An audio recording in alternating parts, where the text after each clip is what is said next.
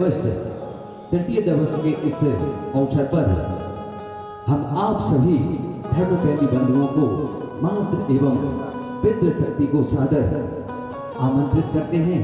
श्री राम कथा का सीधा प्रसारण आप पूज्य प्रतीक्षा देवी चैनल पर आप इस कार्यक्रम का सीधा प्रसारण देख सकते हैं।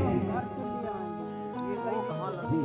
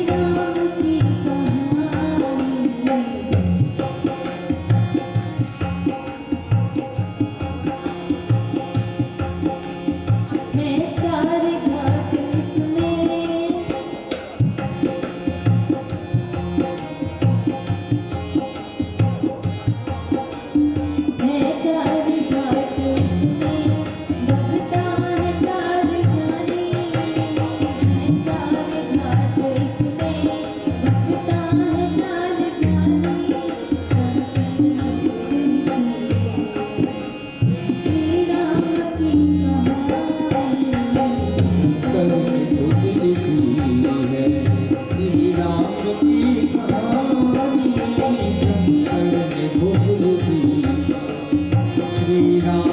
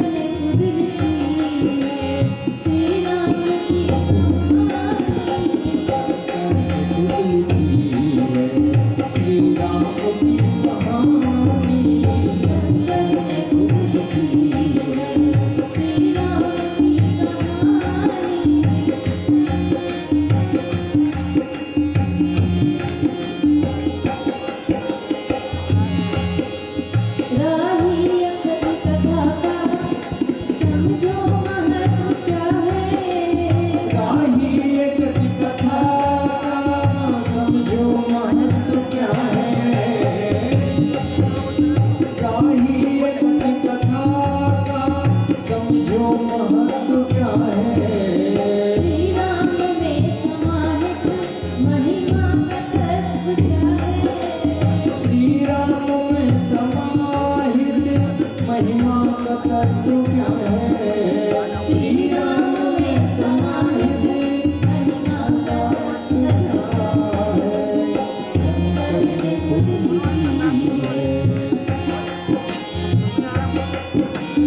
शंकर ने मुझ लिखी है, शंकर ने मुझ लिखी है, श्री राम की कहानी। श्री राम की कहानी शंकर ने मुझ लिखी है, श्री राम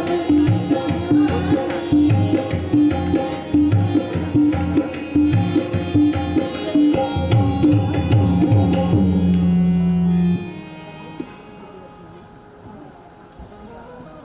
तो जैसा भ्रम सती मैया को हुआ था, वैसा ही भ्रम हमारे गरुड़ जी को भी हुआ था।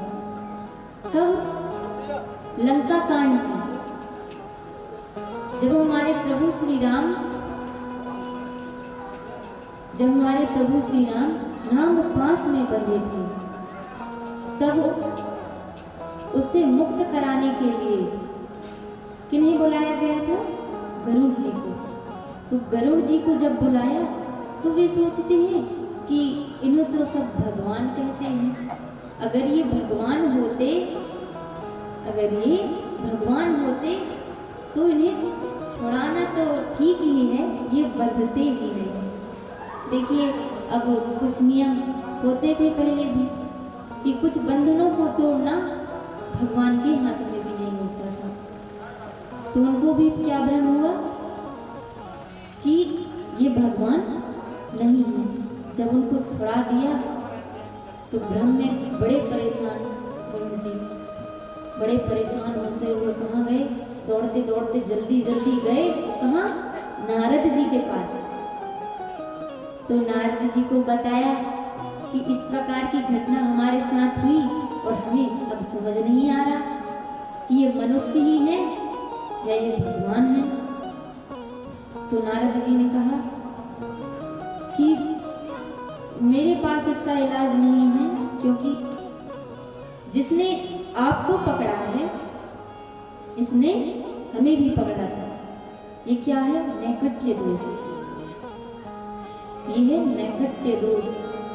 तो उन्होंने कहा नारद जी ने कि चलिए आप हमारे पिताजी के पास। नारद जी के पिताजी कौन? ब्रह्मदेव जी के पास।